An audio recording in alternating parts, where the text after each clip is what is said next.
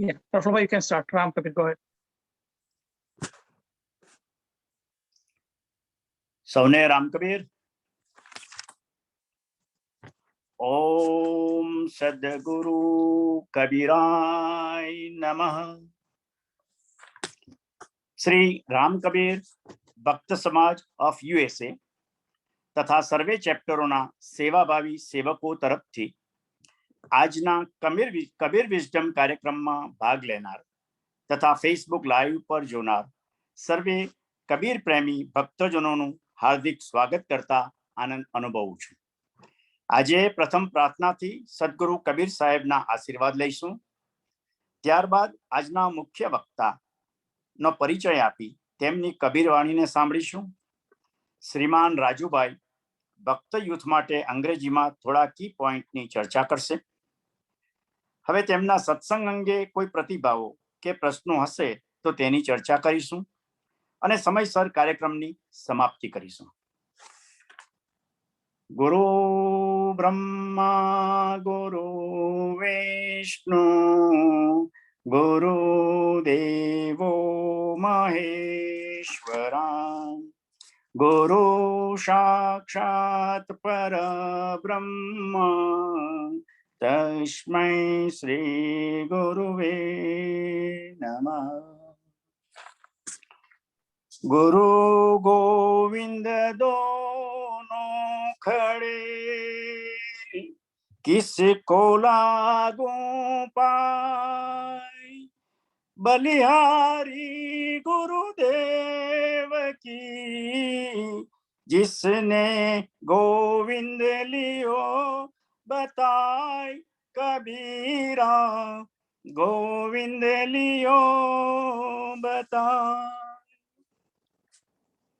વિશ્વમાં સર્વે સુખી રહો, સર્વે નિરામય દુઃખ રહિત હો, સર્વેનું કલ્યાણ થાઓ તેવી ભાવના સાથે હાલની વૈશ્વિક મહામારીના સંકટમાં પોતાના જીવના જોખમે સતત કોવિડ દર્દીઓની ખડે પગે નિડરતાથી નિસ્વાર્થ સેવા આપી રહેલ સર્વે ફ્રન્ટ વોરિયર્સોની સુખાકારી માટે તેમજ વિશ્વના ભક્ત પરિવારોએ ગુમાવેલ સ્વજનોને અશ્રુભીના હૃદયના ભાવે શ્રદ્ધાસુમન અર્પિત કરી તે સર્વે પુણ્ય આત્માઓને ચીર શાંતિ મળે અને પરિવાર પર આવી પડેલ અસહ્ય દુઃખ સહન કરવાની શક્તિ મળે તેવી શુભ ભાવના સાથે સૌએ પ્રભુને પ્રાર્થના કરી. કબીર વિઝડમ સર્વે કબીર પ્રેમી ભક્તજનોનો આધ્યાત્મિક વિસામો છે. રોજિંદા જીવનની આદિ વ્યાધિ ઉપાધિમાં પણ સમાધિ રહી શાશ્વત શાંતિની સમજણ આપે છે. દર રવિવારે નિયમિત રીતે ચાલતા આ વર્ચ્યુઅલ કાર્યક્રમ સાથે જોડાનાર સર્વે કબીર પ્રેમી ભક્તજનોનો આભાર માનીએ છીએ.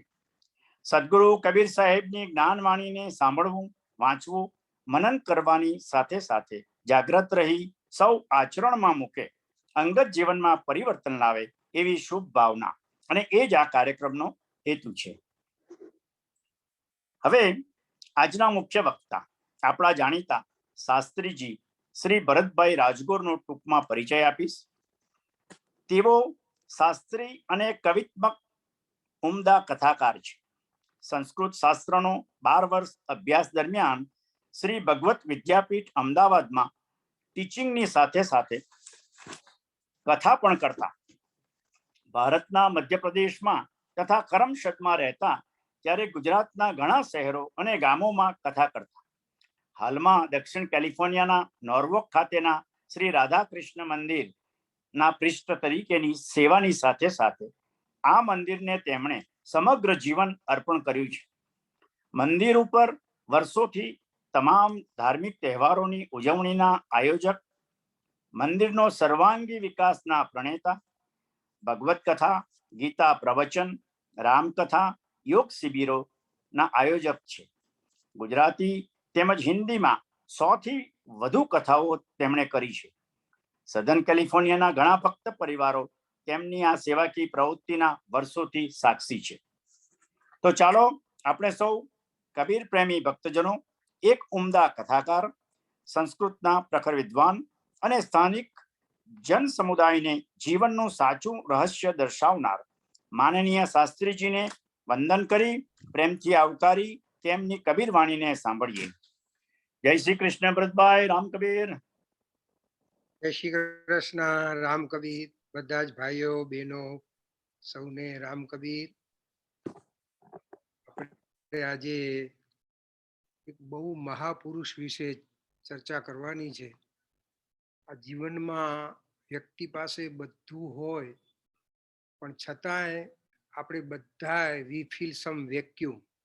કોઈ પણ એક સારો ડોક્ટર હશે, કોઈ સાયન્ટિસ્ટ હશે, સારા લોયર હશે, પણ જેમ જેમ ઘણા લોકો એવું કહેતા હોય કે અમે આમ ધર્મને માનતા નથી, અમે આમાં માનતા નથી, પણ જેમ જેમ આપણી અવસ્થા ઢળતી જાય, કોઈ પણ વ્યક્તિ હોય એને કોઈક આસ્થાનું કેન્દ્ર જોઈએ.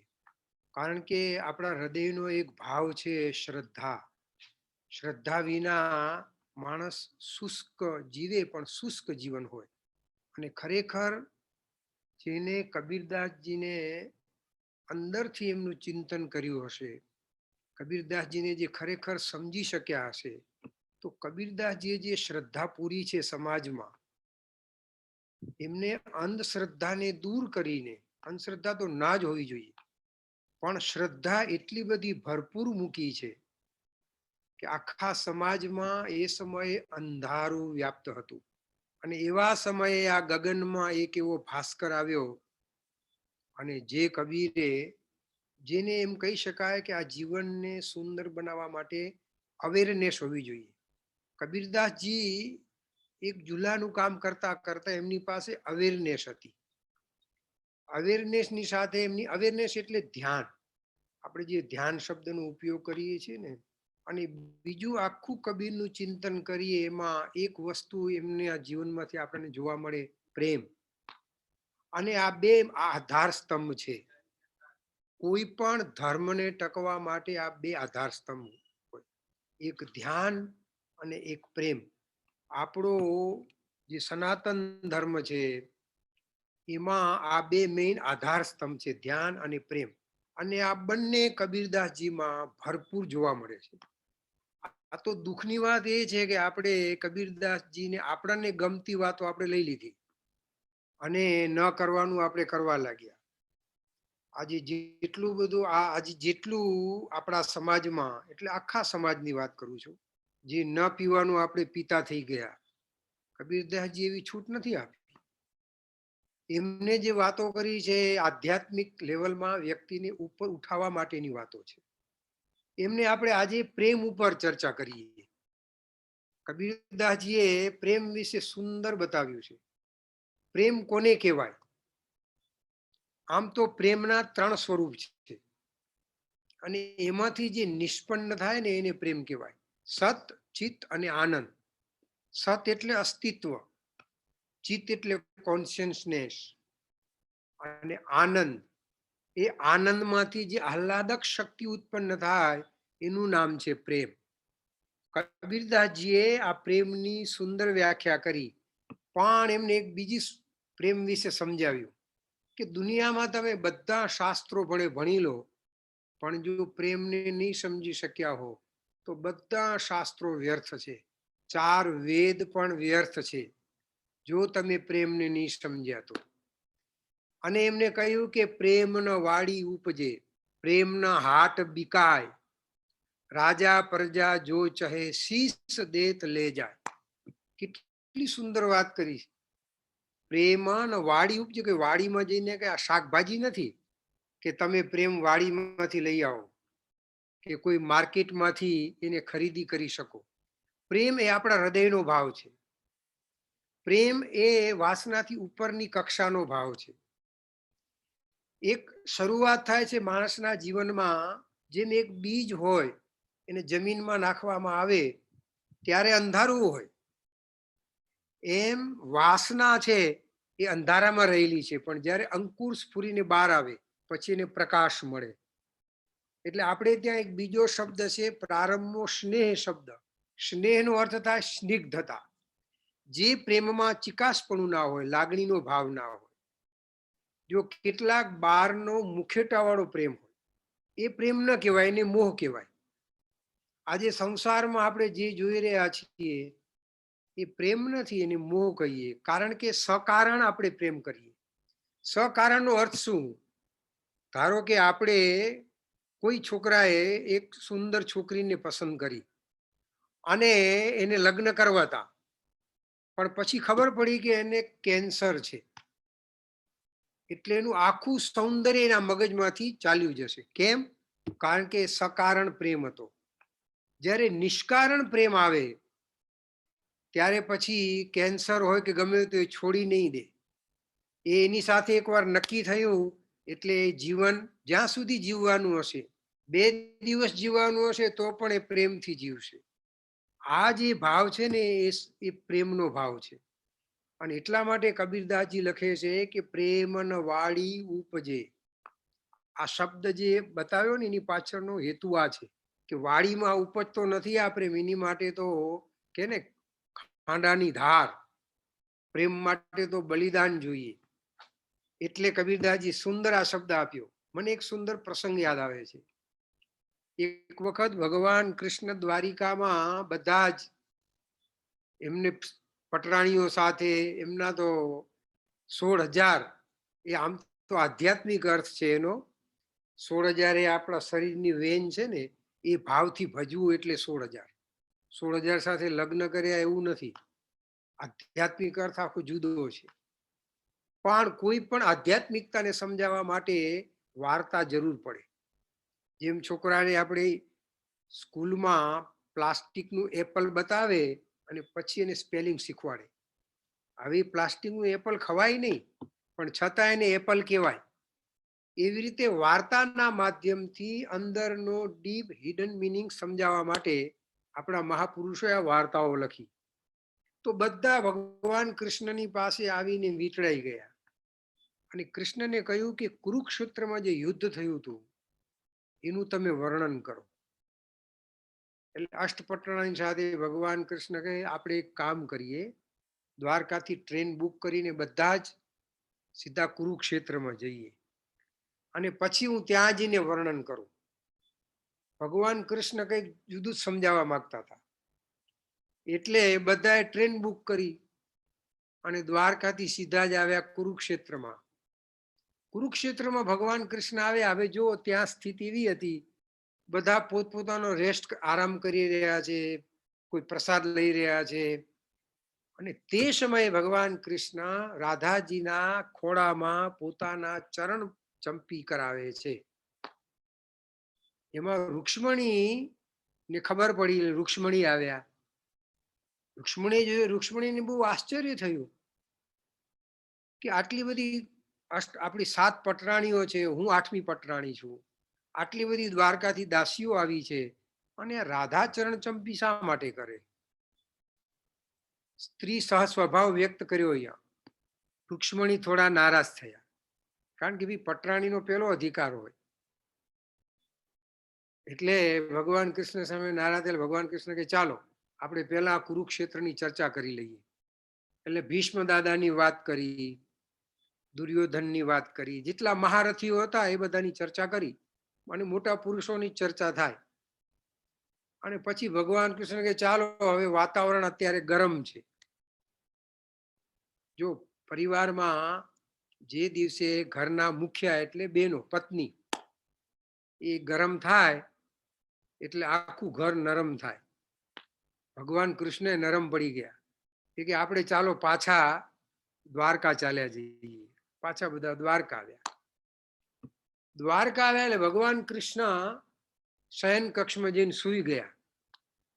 ભગવાન કૃષ્ણ કે જ્યારે જ્યારે પારિવારિક દાંપત્ય જીવનમાં પ્રશ્નો આવે ને અને ગુસ્સો હોય ઘરવાળામાં, ત્યારે આપણે જઈને એક બાજુ સૂઈ જવાનું.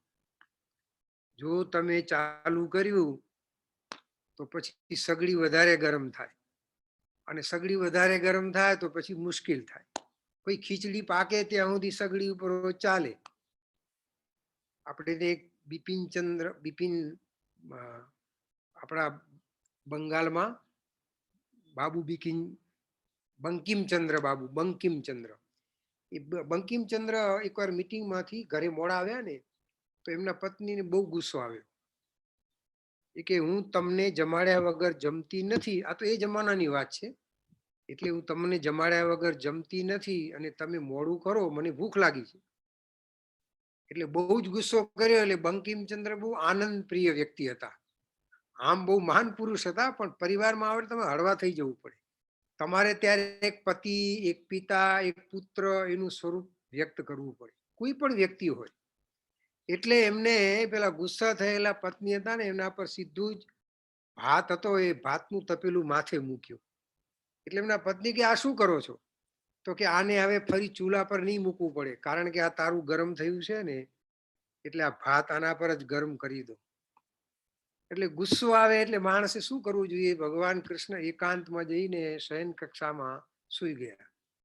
રૂક્ષ્મણીને અકળામણ થઈ. જો પતિને કાંઈ બી થઈને બોલે નહીં ને, એટલે બહેનોને અકળામણ થાય, થવી જ જોઈએ. એકબીજાનો પ્રેમ છે, અંદર પ્રેમ ઉકળતો હતો. રૂક્ષ્મણી અંદર આવ્યા, કૃષ્ણને પૂછ્યું શું થયું? તો કે મને પેટમાં બહુ દુખે છે. એટલે રૂક્ષ્મણી કે એમાં શું? અનેક પ્રકારની દવાઓ કરી, આપણે તો કેટલાય નુસ્ખા હોય છે, જાત જાતના નુસ્ખાઓ કર્યા, પણ કઈ ફરક ના પડ્યો. વૈદ્યો બોલાવ્યા, કોઈ ફરક ના પડ્યો. હવે અષ્ટપટરાણી ચિંતામાં, આખું દ્વારકા ચિંતામાં કે આપણા પ્રભુને કંઈક થયું છે. ભાઈ મુખ્ય વ્યક્તિને કાંઈ થાય એટલે વધારે ચિંતા થાય. એ સમયે નારદજી ત્યાં આવ્યા. નારદજીને કહ્યું કે તમે કઈ ઉપાય કરો. નારદજી કે બધા જ બહાર જાઓ, અને એક સંત આવે એટલે એની આજ્ઞાનું બધા માન રાખે. એટલે ભગવાન કૃષ્ણને પૂછ્યું, પ્રભુ આ કઈ લીલા કરો છો? આ શેની લીલા ચાલે છે? એટલે તરત જ ભગવાન કૃષ્ણ કહેવા લાગ્યા કે આવી આવી પરિસ્થિતિ છે ને આવું થયું છે. એટલે નારદજી બહાર આવ્યા. નારદજી કે આનો ઉપાય બહુ સરળ છે. રૂક્ષ્મણીને કહે. બોલે શું? બોલે કામ કરો, જે કોઈ આનો પરમ ભક્ત હોય એના ચરણ પ્રક્ષાલન કરીને એ જળ જો કૃષ્ણને પીવડાવવામાં આવે તો ભગવાન કૃષ્ણનો પેટનો દુખાવો, દર્દ દૂર થઈ જાય. પણ બીજી શરત કે જે કોઈ આ પીવડાવશે એ 7મી નરકમાં પડશે, એને પાપ લાગશે. એટલે 8 પટરાણીઓએ હાથ ઊંચા કર્યા કે અમે આવું પાપ ના કરી શકીએ. દ્વારકાવાસી બધા ભક્તોને પૂછ્યું તમે? તો કે અમે પણ આવું પાપ ન કરી શકીએ. કેટલાય ઋષિ મુનિઓને બોલાવ્યા કે તમે કૃષ્ણનું જીવન બચાવવા માટે તમારા ચરણ ધોઈ અને જળ પીવડાવશો? તો કે અમે પણ આવું પાપ ના કરી શકીએ.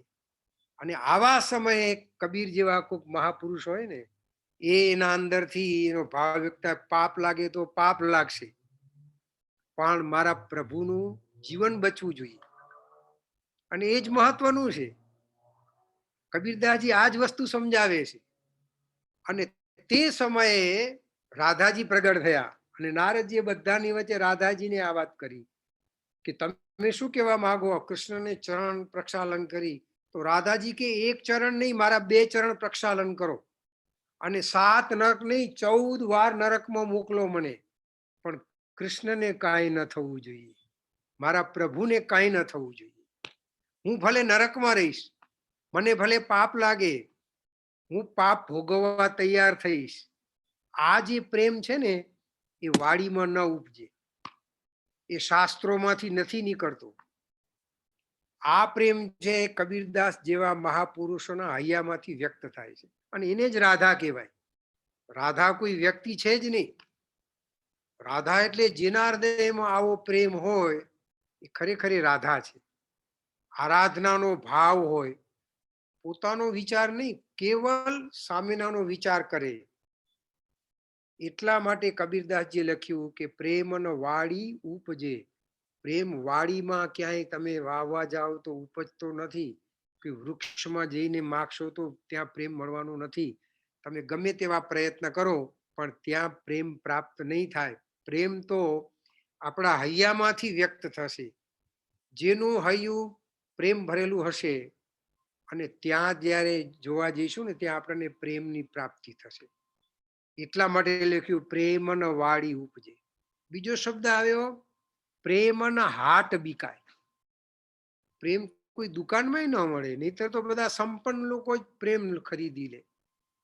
આ દુનિયામાં જેટલી માણસ સંપન્નતા વધે ને, એમાં 90% લોકોને શું થાય છે કે હૃદય શુષ્ક થતા જાય, પ્રેમ ઓછો થતો જાય. જેમ જેમ પૈસા વધે ને એમ પ્રેમની માત્રા ઘટતી જાય. કોઈ કબીરદાસજી જેવાની કૃપા હોય, કોઈ પ્રભુની કૃપા હોય, તો એ પ્રેમની સાથે, એના પૈસાની સાથે એનો પ્રેમ પણ વિકાસ પામે. જ્યારે જ્યારે સમજવાનું સંપત્તિ વધે અને સ્નેહ ઘટે, તો એ સંપત્તિ આપણને સુખ ના આપે. એવી જ સંપત્તિ સુખ આપે કે જે સ્નેહથી નીતરતી હોય.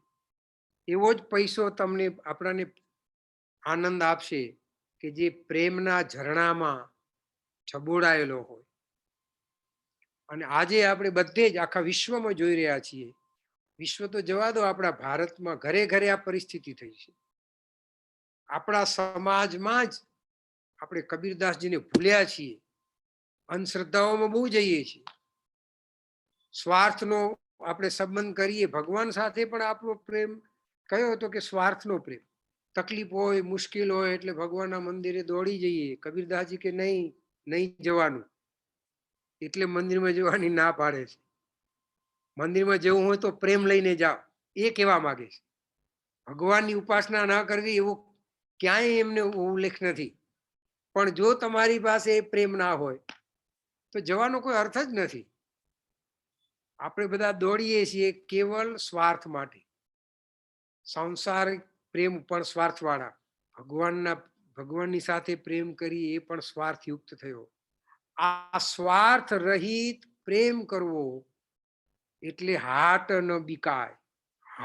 હાટડીમાં કબીરદાસજી કે તમારી પાસે ગમે તેટલી સંપત્તિ તમે ભેગી કરો પણ પ્રેમ નહીં મળે. પ્રેમ તમારે જાતે હૈયામાંથી ઉત્પન્ન કરવો પડશે. અને જોજો એક વસ્તુ બીજી, કોઈ પણ નાનું બાળક હશે ને એ બહુ પ્રેમાળ હશે.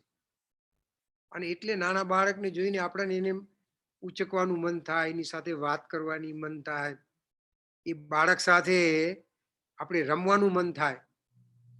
કોઈ 80 વર્ષના દાદા આયા હોય તો આજનો યુવાન દૂર ભાગે. કારણ શું કે આપણે શુષ્ક બની ગયા. ભગવાને મોકલ્યા ત્યારે આપણને કેવા પ્રેમ વાળા નાના બાળક બનાવીને મોકલ્યા હતા. પ્રેમ ભરેલું હૈયું હતું. પણ ધીરે ધીરે ધીરે ધીરે પેલું ગણતરી થાય છે ને કે 9 વર્ષનું બાળક થાય ત્યાં સુધી એનામાં ખૂબ પ્રેમ હોય.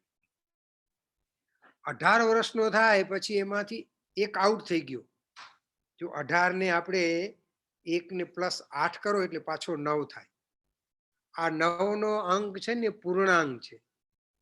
એ 9 પછી બીજો કોઈ આંકડો નથી, પછી બનાવવા પડે. 10 કરવો હોય તો પાછું શૂન્ય મૂકવું પડે, પાછો એક જરૂર પડે જ. એક વગર 10 બી ન થાય. એટલે 9 નો આંક ને પૂર્ણાંક એટલા માટે માન્યો છે. હવે તમે 9 નો આપણે ઘડીઓ બોલીએ તો 9 દુ 18, તો 1 + 8 કરો એટલે પાછું 9 થાય. 9 તરી 27 કરો એટલે પાછો 2 + 7 એટલે 9 થાય. આખો ઘડીઓ આપણે બોલશું ને એમ તો બધામાં 9 9 9 એટલે એને પૂર્ણાંક માન્યો છે. એટલે 9 વર્ષનો બાળક થાય ત્યારે મહાપુરુષો કહે એનામાં બધા ગુણ હોય, 9 પ્રકારના ગુણ. જેવો 18 નો થયો એટલે એક આ બાજુ આવી ગયો, 27 નો થયો એટલે 2 ગુણ આ બાજુ આવ્યા. એમ તમે 90 વર્ષનો થાય એટલે કે પાકો બદમાશ થઈ જાય માણસ. કારણ શું આનું? એક જ કારણ કે બધું હતું પણ પ્રેમ નતો. એને જો પ્રેમ રાખ્યો હોત તો એ 90 વર્ષે પણ 9 વર્ષ જેવું જ એનામાં અંદરનું સૌંદર્ય હોય. શરીર તો શિથિલ થઈ જવાનું પણ અંદરનું હાસ્ય હોય, અંદરનો આનંદ હોય, એ ત્યારે જ રહી શકે કે જો આપણે પ્રેમ વાળા હઈએ તો હાટમાં જવાની જરૂર નહીં. બહુ પ્રસિદ્ધ વાત છે, તમે કદાચ સાંભળી બી હશે કે એક બહેનને ખબર પડી કે મારા પતિ આવી રહ્યા છે, 6-8 મહિના પછી આવતા હતા. એટલે બેન દોડતા દોડતા જાય છે. હવે જતા જતા વચ્ચે કોઈ ફકીર એ નમાજ પડી રહ્યા હતા, નમાજ. અને એવામાં આ બેનનો પગ અથડાયો, એનું કાપડ આગું પાછું થઈ ગયું, એને થોડો પગ વાગી બી ગયો. એટલે પેલા ભાઈને ગુસ્સો આવી ગયો ફકીરને અને પેલા બેન તો સીધા દોડ્યા, વળતા એને પતિને લઈને આવતા હતા એટલે પેલા તો ગુસ્સામાં હતા જ. એટલે બેનને બોલવા માંડ્યા ગમે તેમ, તમને જરા બી ભાન નહીં, હું નમાજ કરતો હતો, મારું કપડું આગું પાછું થઈ ગયું, મને પગ લાગી ગયો. એ બેને બહુ સરસ જવાબ આપ્યો કે સાચું કહું ફકીરજી, મારું ધ્યાન કેવલ મારા પતિમાં હતું. મને દુનિયામાં બીજું કાંઈ એ વખતે આજુબાજુનું તમે ન દેખાયા, કોઈ કાંઈ દેખાયું નહીં. કદાચ પથરો આવ્યો તો હું નીચે પડી ગઈ હોત. મારું ચિત્ત કેવલ કેવલ ફક્ત મારા પતિમાં. પણ મને એ કહો, તમારું ધ્યાન ક્યાં હતું?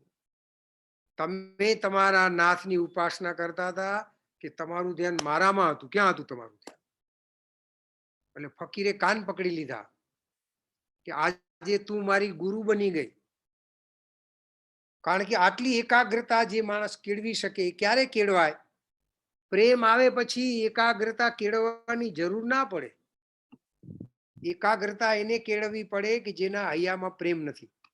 બોલો, આપણાને ગમતું કામ હોય એ કરવા માટે આપણને થાક ન લાગે. આપણે કદાચ 2 રાતના ઉજાગરા હોય તો આપણને ઊંઘ નહીં આવે. કેમ? કારણ કે આપણને ગમતું કામ છે, આપણું પ્રિય કામ છે. એટલે આ દુનિયામાં, આ સંસારમાં જેટલા લોકો છે એને પ્રિય વસ્તુ મળે, એને પ્રેમ મળે, તો એને પ્રેમ થાક નથી લાગવા દેતો. અને હાટડીમાં બધું મળશે આવી વસ્તુઓ તો બધી સંસારની થોડો ટાઈમ સુખ આપવા વાળી વસ્તુ છે. દુકાનમાંથી કોઈ પણ લાવેલી વસ્તુ આપણાને પરમેનન્ટ સુખ આપતી નથી. અને મનનો એવો સ્વભાવ છે કે આજે તમે આ લાવ્યા એટલે કાલે પાછું મન બીજે દોડશે દોડશે ને દોડશે.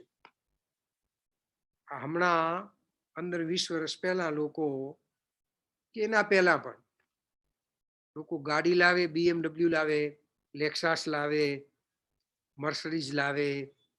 હવે થાક્યા તો કે હવે ટેસ્લા લાવો. પણ ટેસ્લામાં ટેસ્ટ ના પડ્યો. હવે લોકો કંઈક નવું શોધશે, તમને કંઈક નવું જોઈએ. આ મન છે ને એ જબરજસ્ત ચંચળ છે. એક આપો બીજું માગે, બીજું આપો ત્રીજું માગે. એટલે હાટડીમાં જે મળે છે એ ક્યારે પરમનન્ટ આનંદ નથી આપતું. જે પરમેનન્ટ સુખ કહેવાય એ નહીં મળે. એટલા માટે કબીરદાસજી બહુ સરસ શબ્દ વાપર્યો છે કે પ્રેમના હાટ બીકાય. હાટડીમાં જાઓ, ગમે તેવા પ્રયત્ન કરો, તમને પ્રેમ પ્રાપ્ત નહીં થાય. કારણ કે પ્રેમની કક્ષા જ ઊંચી છે. અને પ્રેમની કક્ષા ઊંચી હોવાને કારણે દુકાનમાં જેટલી દુકાનમાંથી લાવેલી વસ્તુઓ એ નષ્ટ થાય છે. અને પ્રેમ નષ્ટ નથી થતો. પ્રેમ પ્રતિક્ષણમ વર્ધમાનમ.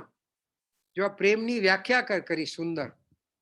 પ્રેમની વ્યાખ્યા શું શાસ્ત્રોમાં કરી? પ્રતિક્ષણમ વર્ધમાનમ.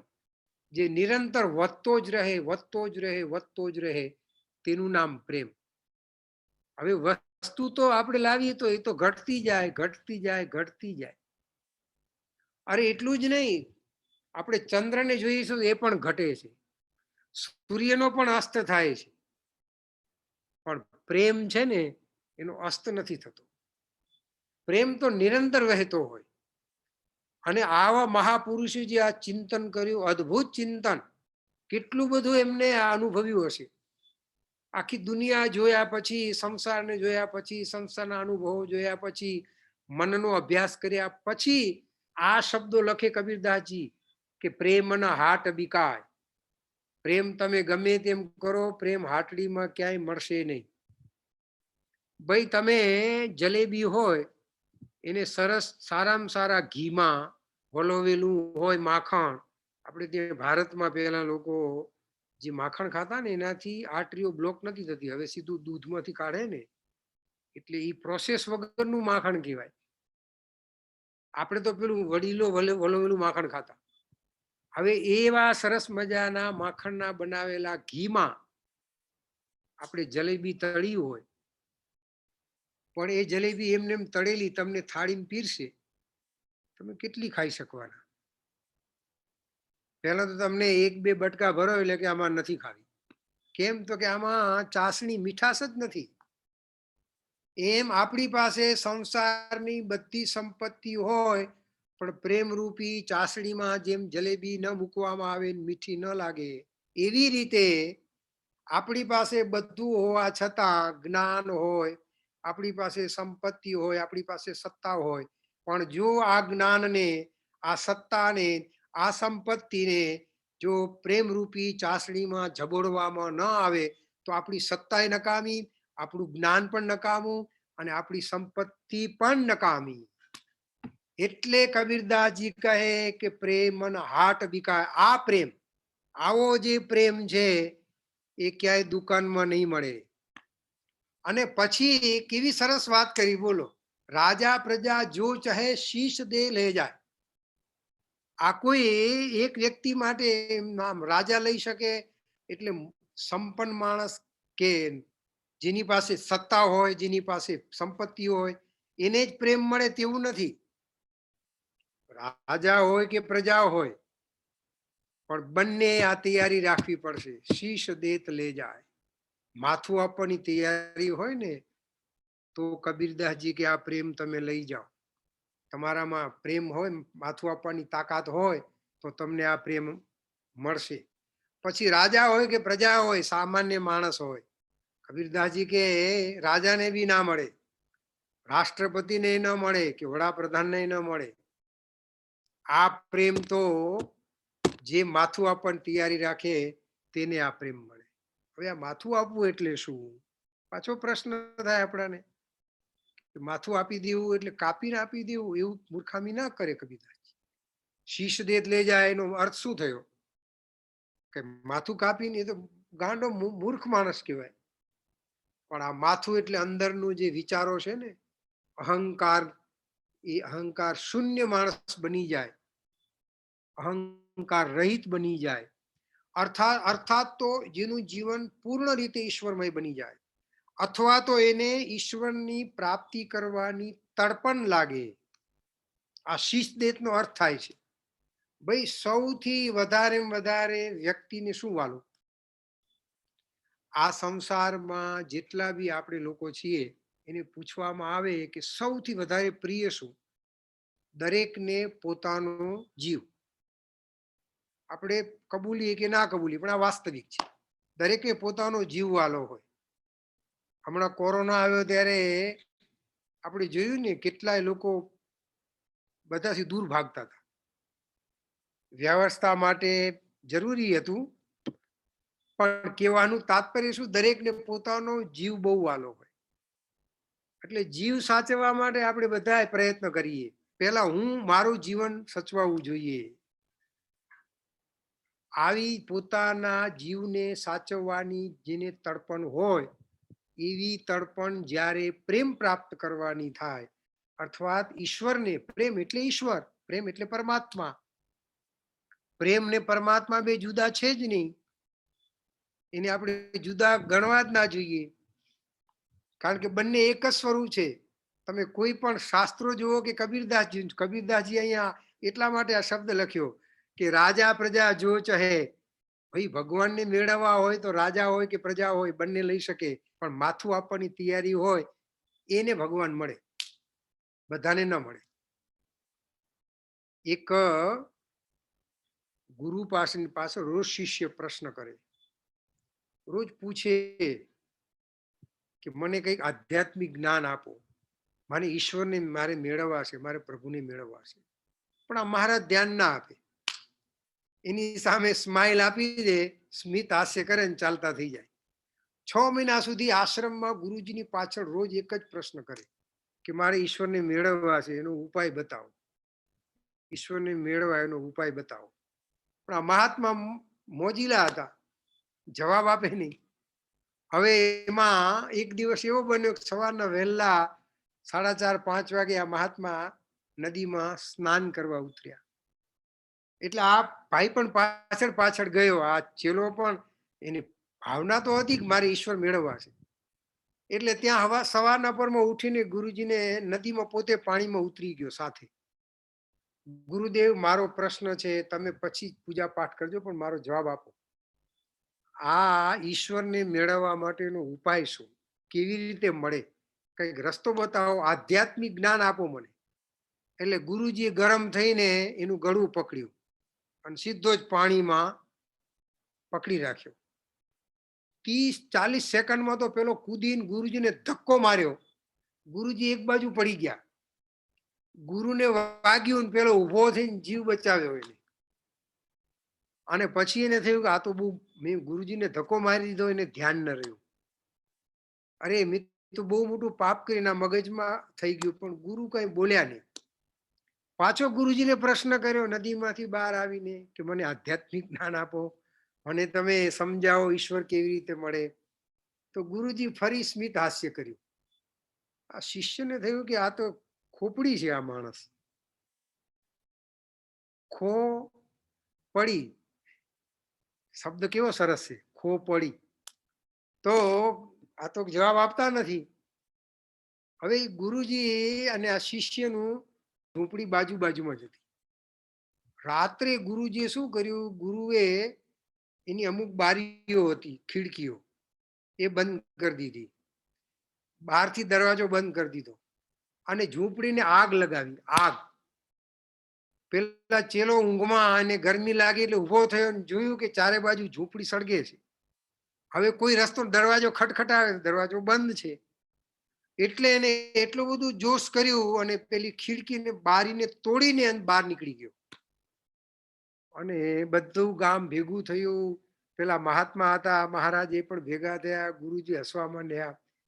એટલે આ માણસને થયું કે આ શું, આ ગુરુ કહેવાય કે દુશ્મન કહેવાય? પણ તો એને થયું કે ના, આની પાછળ કંઈક રહસ્ય હશે. એટલે પાછું ગુરુજીને જઈને પ્રશ્ન કર્યો કે ગુરુદેવ, મારે ઈશ્વર મેળવવા છે, મને આધ્યાત્મિક જ્ઞાન આપો. તો કે તને 2 વખત જ્ઞાન આપ્યું પણ તું સમજતો જ નથી. તો કે કેવી રીતે?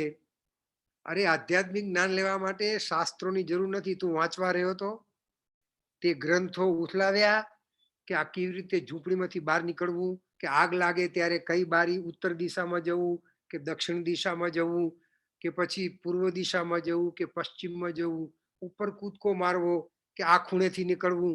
કોઈ ચોપડી તે વાંચી? તો કે ના. તો કે તું કૂદી નીકળી ગયો ને? હા, નીકળી ગયો. બસ ઈશ્વર મેળવવા હોય ને તો બધાએ ખૂણા છોડીને સીધો કૂદકો માર એમાં, અને તો તને મળી જાય. આવું કૂદકો મારવાની તૈયારી હોય ને તો તને મળશે. એટલે એટલા માટે કબીરદાસજી કહે છે કે શેષ શેષ દેત લે જાય, રાજા પ્રજા જો ચાહે. જેની ઈચ્છા હોય, રાજાની ઈચ્છા હોય કે પ્રજાની ઈચ્છા હોય, પણ પ્રેમ જો જોઈશે ને તો તમારે આ મસ્તિષ્ક આપવાની તૈયારી રાખવી પડશે. આવી તૈયારી હશે તો જ તમને પ્રેમ અર્થાત પ્રભુ મળશે, તો જ પરમાત્મા મળશે. નહીતર પ્રેમ વગર બધું તારું. અને તે કેટલો પ્રયત્ન કર્યો, પાણીમાં તે મને ધક્કો મારી દીધો. તે તારો જીવ બચાવવા જેટલો તું પ્રયત્ન કરે છે, તને જ્યારે એવી તડપણ લાગે ત્યારે સમજવાનું કે તને ઈશ્વરની પ્રાપ્તિ થઈ, એટલે પ્રેમની પ્રાપ્તિ થઈ. જેવી પ્રસવ પીડા માતાઓને થાય ને, એવી જ્યારે પીડા ઉત્પન્ન થાય ત્યારે કબીરદાસજી કહે કે પ્રેમની ઉત્પત્તિ થાય છે. એટલા માટે રાજા પ્રજા જો ચાહે શીશ દેત લે જાય. એટલા માટે આ શબ્દ લખ્યો કે આટલી પીડા વગર પ્રેમની ઉત્પત્તિ નહીં થાય. એટલે જેને જેને પ્રેમ જોઈતો હોય. અને પછી પહેલો દુહો આપણે બહુ પ્રસિદ્ધ છે, 2.5 અક્ષર પ્રેમ કા, પડેશો પંડિત હોય, પોથી પડપડ જગમુઆ. તો એ આ શબ્દ કબીરદાસજી જે પ્રેમ માટે ઘણા બધા દોહાઓ છે. આપણે તો આજ એક જ દોહા ઉપર ચર્ચા કરી છે. પણ આજે 2.5 અક્ષર પ્રેમ કા કહ્યું ને, એ 2.5 અક્ષર શબ્દ કબીરદાસજીએ એના માટે પ્રયોગ કર્યો. 2.5 અક્ષર. જો પ્રેમમાં 2.5 અક્ષર છે. તમે ધ્વનિ શાસ્ત્ર, શબ્દ શાસ્ત્રનું આપણે ચિંતન કરીએ ને તો એમાં 2.5 અક્ષર જ છે. તમે પ્રેમ લખવો હોય તો ઉપર પ્રે એટલે એક વ્યંજન છે, પ્ર, એના ઉપર એ સ્વર છે, એટલે એક અક્ષર થયો કહેવાય પ્રે. અને મ, પણ જે રેફ આવી નીચે, જે પાછું પેની ઉપર જે રેફ મૂકીને, એ અડધો અક્ષર છે. કબીરદાસજી કહે આ જે 2.5 અક્ષર છે ને, એ ક્યારે ઉત્પન્ન થાય કે પરમાત્મા અને જીવાત્માની વચ્ચેનો સંબંધ જ્યારે બંને બાજુથી જેમ બે બાજુ પાણીના પ્રવાહ આવે અને એ જલ હિલોળામાં પાણી ચડે, એમ ભક્ત અને ભગવાન એ બંનેના હૈયા જ્યારે સામ સામે હિલોળે ચડે ત્યારે એમાંથી જે પેલું અડધું નીકળે છે ને, પ્રેમમાં જેમ રેફ નીચે લખી છે એ 2.5 અક્ષર છે. એક ભક્તનો એક અક્ષર છે ભગવાનનો, અને જે નીચેની રેફ છે એ રેફ નીકળે છે એનું નામ જ પ્રેમ છે. એટલા માટે લખ્યું 2.5 અક્ષર પ્રેમ કા. એ જો તમારું હૈયું આટલું નાચતું થઈ જાય, આપણું હૈયું નાચતું થાય તો ભગવાનને નાચવું પડે. નાહમ વસામી વૈકુંઠે યોગિનામ હૃદયન ચ મદ ભક્તા યત્ર ગાયંતી તત્ર તિષ્ઠામિ નારદ. ભગવાન કૃષ્ણએ કહ્યું છે કે હું નાહમ વસામી વૈકુંઠમાં મારો નિવાસ છે જ નહીં, એ તો વાર્તા રૂપે રહેલો છું. યોગીઓના હૃદયમાં એવું નથી રહેતું. યોગીઓ તો આખો દી યોગ કરીને એમાં જ જીવન વિતાવે. પણ મદ ભક્તા યત્ર ગાયંતી, જ્યાં જ્યાં મારા ભક્તો ગાય છે ને, અર્થાત મારા ભક્તો નાચે છે અંદરથી હૈયું. ભજન ગાવું એટલે શું? ખાલી બહારથી બોલવું ને ઝાંઝર ખખડાવવું એ જ નહીં, પણ જેનું હૈયું નાચતું થાય. હૈયું નાચતું થાય એ સાચું ભજન. એટલે ભગવાન કહે મદ ભક્તા યત્ર ગાયંતી તત્ર તિષ્ઠામિ નારદા. ત્યાં ભગવાન કે હું 24 કલાક ઊભા હું એ નાચવા લાગુ છું. મારા ભક્તો નૃત્ય કરે તો મને પણ નૃત્ય કરવું ગમે. એટલે આ બે જે એકઠા થાય, ભગવાન અને ભક્તના પ્રેમનો પ્રવાહ, એ જે પરસ્પર વેગ ઉત્પન્ન થાય એમાંથી જે તરંગો ઉછળે અને એ તરંગોમાં જે રંગાય એનું નામ જે રેફ છે તે. એટલે લખ્યું 2.5 અક્ષર પ્રેમ કા. અને પઢેશો પંડિત હોય, એ પ્રેમને જેણે પઢવો એટલે વાંચવો એવું નહીં. પઢવાનો એ અર્થ છે જીવનમાં જેને એક એક રગે રગમાં ઉતાર્યો હોય. ભાઈ તમે લાડવો બનાવો, એ લાડવાને વાળ્યા પછી દરેક જગ્યાએ એની મીઠાશ આવવાની. એક જગ્યાએ મીઠા, એક જગ્યાએ એવું ના હોય. તમે ગુલાબ જાંબુને ઝબોળો ચાસણીમાં, તો એ ગુલાબ જાંબુના એક એક ટૂંકમાં, એક એક કણમાં મીઠાશ હોય. એમ આ આપણા હૈયાને, આપણા જીવનને આપણે પ્રેમથી તરબોળ કરી દેવાનું, અને આપણે એવી મીઠી ચાસણીમાં તરબોળ બની જઈએ. આપણે સદગુરુ કબીર સાહેબના ચરણોમાં એવી પ્રાર્થના કરીએ કે ક્યારેક અમારા હૈયામાં પણ આવો દીવો પ્રગટી જાય, આપણે આપણું જીવન પણ આવું સુંદર ધન્ય બની જાય. અને આજે જે કાંઈ પ્રફુલભાઈ અને રાજુભાઈ જે આયોજન કરીને આ સરસ મજાનો પ્રોગ્રામ કર્યો ને એમાં મને મારી વાણી પવિત્ર કરવાનો મને મોકો આપ્યો, એ બદલ તમને તમારા માટે ઉપકૃત ભાવ વ્યક્ત કરું છું.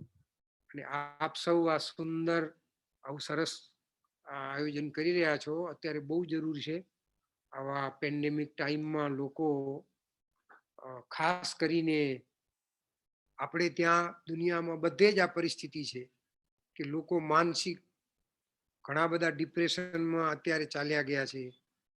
કોઈ ઘરે બેસીને કંટાળે છે, કારણ કે એકાંત આપણે સેવી રહ્યા નથી, એવો આપણો અભ્યાસ નથી એકાંતમાં રહેવાનો. પણ આવા માધ્યમથી આપણે આ વિચારો, જે કોઈ લોકો, મને પ્રફુલભાઈ કે અમારે જો ફેસબુક પર વધારે લોકો હશે પછી યુટ્યુબ પર ચડાવશું, મેં કીધું આપણે આપણું કામ કરતા રહેવાનું. જેને જેટલો લાભ લેવો એટલો લે. ઉપરથી વરસાદ વરસે, જેનો ઘડો ખુલ્લો હોય એનામાં પાણી ભરાય, ઉલટા ઘડા હોય એમાં આપણે શું કરી શકીએ. એમ તમે લોકો આ સરસ મજાનો પ્રયત્ન કરો છો, વરસાદ વરસાવો છો કબીરદાસજીનો.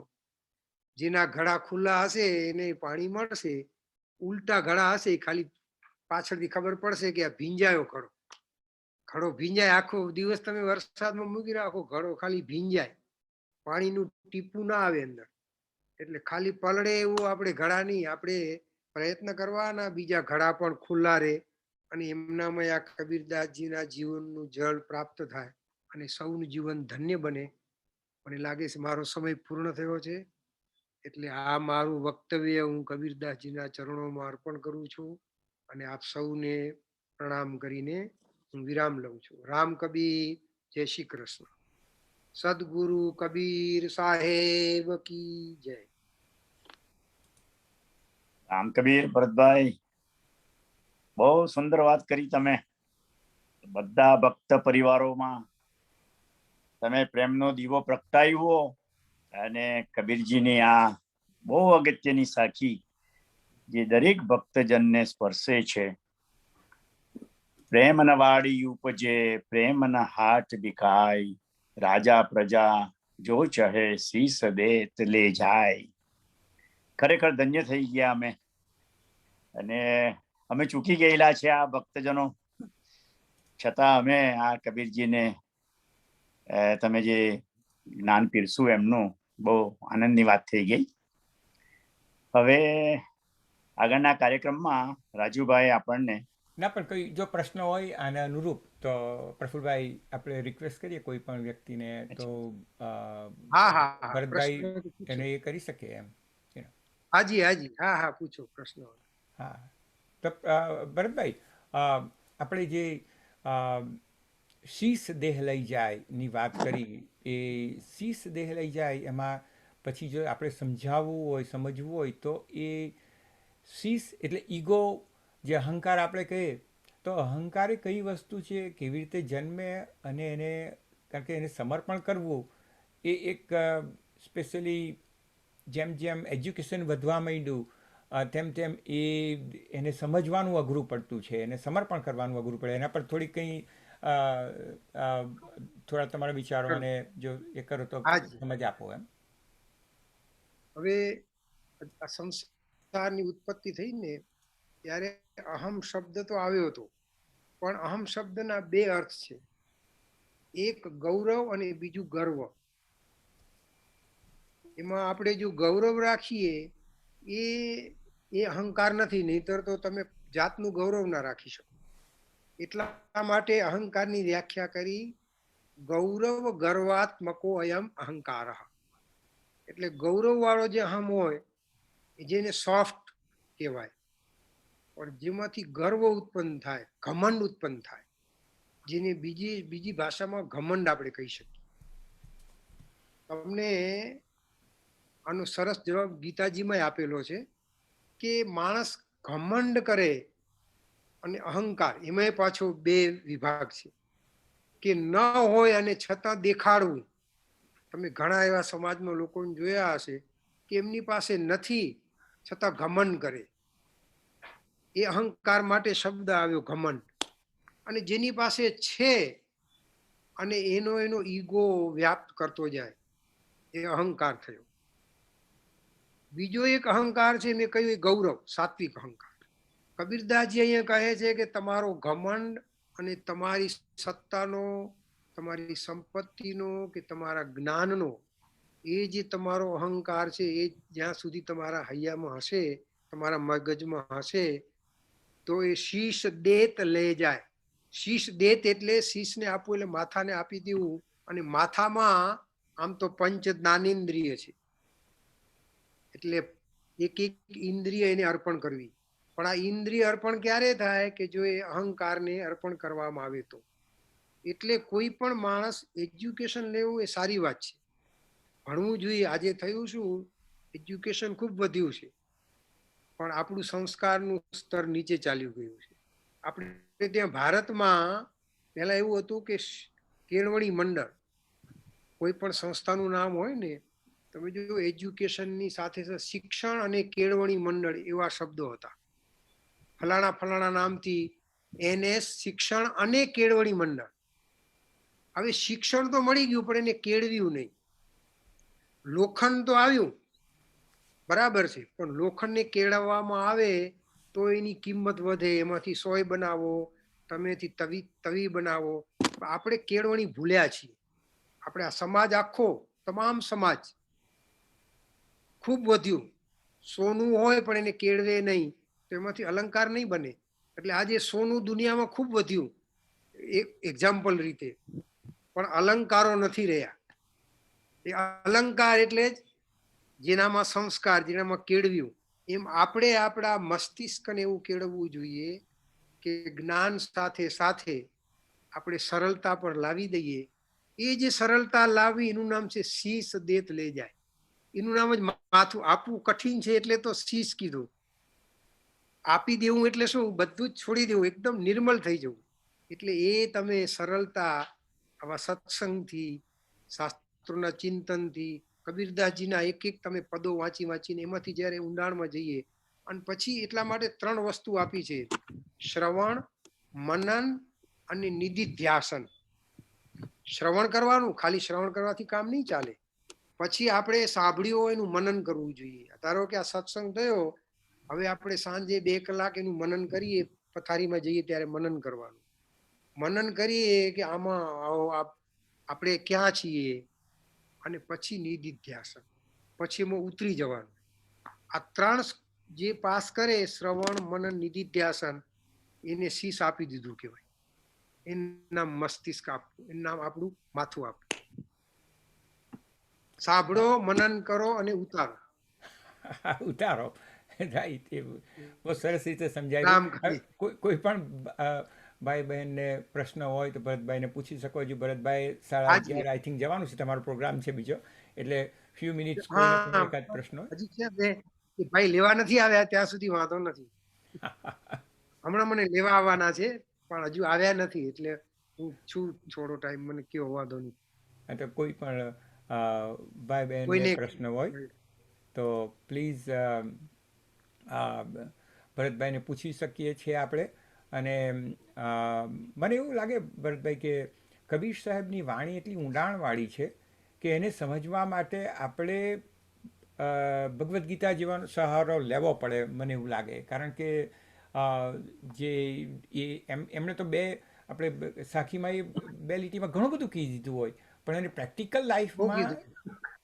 લાવવા માટે આપણે, કારણ કે કોઈ યુનિવર્સિટી શીખવતી છે નથી, તો આપણે એ ભગવદ્ ગીતાનો સહારો લઈએ તો મને એવું લાગે કે એનાથી જ પ્રેક્ટિકાલિટી જે છે કબીર સાહેબે સમજાવ્યું છે કે અનેક સંતોએ, તે આઈ થિંક ઇઝી પડે થોડું એમ.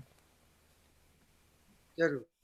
કારણ કે કબીરદાસજીએ 4 વેદનું જ્ઞાન છે ને, એ એમના બધા એમની સાખીમાં ઉતારી દીધું છે. પણ જેમ સૂત્ર હોય ને, આપણે જેમ અહીંયા બધા શોર્ટ નામ કરી નાખે છે ને, મોટા નામ હોય તો, એવું કબીરદાસજીએ શોર્ટ કરી દીધું એકદમ. એક સાખીમાં આખું શાસ્ત્ર ભરી દીધું હોય ને એવું લાગે. તમે એના જેટલા ઊંડાણમાં જાઓ એટલું કંઈક રસ નીકળે અંદરથી, રસ મળ્યા કરે. એટલે બહુ બહુ અદ્ભુત કામ કર્યું છે.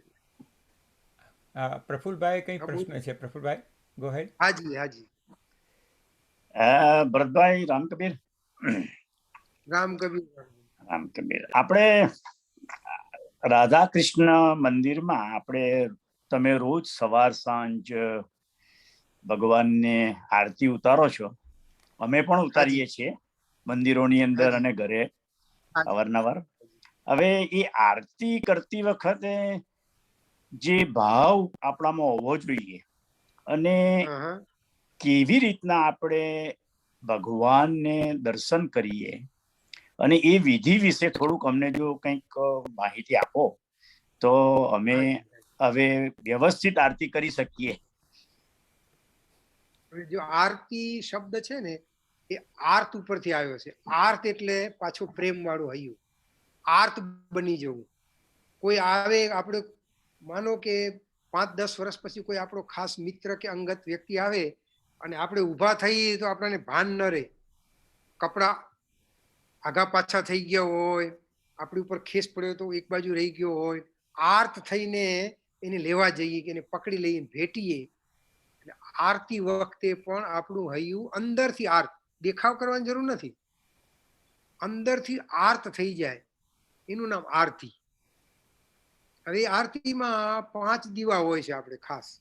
એ 5 એલિમેન્ટ્સના સિમ્બોલ છે: પૃથ્વી, જળ, તેજ, વાયુ ને આકાશ. એમાં અગ્નિને જ કેમ લીધું? કારણ કે અગ્નિ એવું છે કે એની જ્યોત હંમેશા ઉપર, તમે આમ નીચે રાખો ને દિવાસળી તો જ્યોત તો ઊંચી જ જશે, તમે વાટને નીચી કરો તો બી જ્યોત ઊંચી જશે. એમ આપણે ભગવાનને આ આર્ત ભાવથી કહીએ છીએ કે અમારું જીવન હંમેશા ઉપર લેવલ, એટલે આધ્યાત્મિક લેવલમાં વધતું રહે, એવી અમારા પર કૃપા કરજે. એટલે આર્ત હૃદયથી આપણે આ આરતી કરીએ છીએ. ભગવાનના દર્શન કરવા માટે ભાગવતજીમાં એક સુંદર શ્લોક છે, સંચિંતયેત ભગવતશ્ચરણારવિંદમ. સૌથી પહેલા ભગવાન દર્શન કરવા જઈએ એટલે ભગવાનના ચરણનું ચિંતન કરવાનું. સંચિંતયેત ભગવતશ્ચરણારવિંદમ એટલે ભક્તિ ચરણાંબુજા ભક્તિ અને મુખાંબુજા ભક્તિ. જો ચરણાંબુજા એટલે ચરણ કમલના દર્શન કરવા અને પછી ઠાકોરજીના મુખારવિંદના દર્શન કરવા. બધા આપણે વસ્ત્રો પહેરાવ્યા હોય પણ ચરણ ભગવાનના આપણે દર્શન કરી શકીએ. એટલે ચરણના દર્શન કરવાના અને ચરણના દર્શન કર્યા પછી મુખારવિંદના દર્શન કરવાના અને પછી એમના જે ગુણો છે ને એને યાદ કરવાના અને એ ગુણો યાદ કરીને આપણામાં એક છાંટો ઉતારવા માટે આપણે પ્રયત્ન કરવાનો. તો આપણે દર્શન કર્યા. Ram Kabir. Ram Kabir. Thank you Bharatbhai. Thank you. તો પ્રફુલભાઈ, હવે હું એનાઉન્સમેન્ટ કરી દઉં. સમય આપણી પાસે છે. એનાઉન્સમેન્ટ કરીએ પછી આપણે તમે શાંતિ પાઠ કરીને આપણે એ કરશું. ઓકે. અને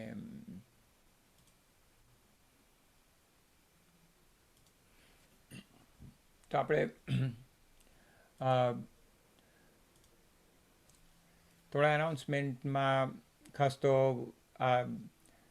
મંગળવારે ઓગસ્ટ 3 ટ્યુઝડે સંગીત સંધ્યા આપણા મિડવેસ્ટથી હોય છે. એ 8 PM સેન્ટ્રલ સ્ટાન્ડર્ડ ટાઈમ અને 6 PM પેસિફિક સ્ટાન્ડર્ડ ટાઈમ. પછી વેનસડે બુધવારે ઓગસ્ટ 4ના 7 વાગે 7 PM પેસિફિક સ્ટાન્ડર્ડ ટાઈમ અને 9 PM સેન્ટ્રલ સ્ટાન્ડર્ડ ટાઈમે આપણે ભક્ત ગીતમાળા. અને ત્યારબાદ ઓગસ્ટ 14th સેટરડેના એક સ્પેશિયલ કાર્યક્રમ, આપણી ઇન્ડિપેન્ડન્સ ડે પણ નેક્સ્ટ ડે છે. તો અને આપણા સધન કેલિફોર્નિયાના જે ગોવિંદભાઈ, શ્રીમાન ગોવિંદભાઈ તુલસીભાઈ ભક્ત અને શ્રીમતી શાંતાબેન ગોવિંદભાઈ ભક્ત, જે હાલ ટેનેસીમાં રહે છે, એમણે જે થોડા પ્રોગ્રામો કરેલા તેના આપણે બતાવવામાં આવશે. એક શહીદ અને અમર રાખડી, એ 6 PM પેસિફિક સ્ટાન્ડર્ડ ટાઈમ અને 8 PM સેન્ટ્રલ સ્ટાન્ડર્ડ ટાઈમ. અને ફેસબુક પર પણ હશે લાઈવ SRBS ઓફ યુએસએના. તો આ 3 પ્રોગ્રામ આપણે તમને ડિટેલ મળતી રહેશે. તો આજે હવે હું પ્રફુલભાઈને વિનંતી કરીશ. પ્રફુલભાઈ, તમે આવો અને શાંતિ પાઠથી આપણે હવે આવતા રવિવારે આપણી સાથે આનંદરાવ લિંગાયત સાહેબ, એમની સાથે સત્સંગ કરીશું. હવે જો બીજા કોઈ પ્રશ્નો કોઈને ન હોય તો આપણે આ કાર્યક્રમને પૂર્ણ કરીએ.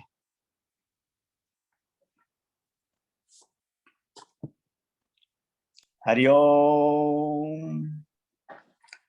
પૂર્ણયે છે પૂર્ણયા છે, પૂર્ણથી તો પૂર્ણ યોગ્યું છે બધું.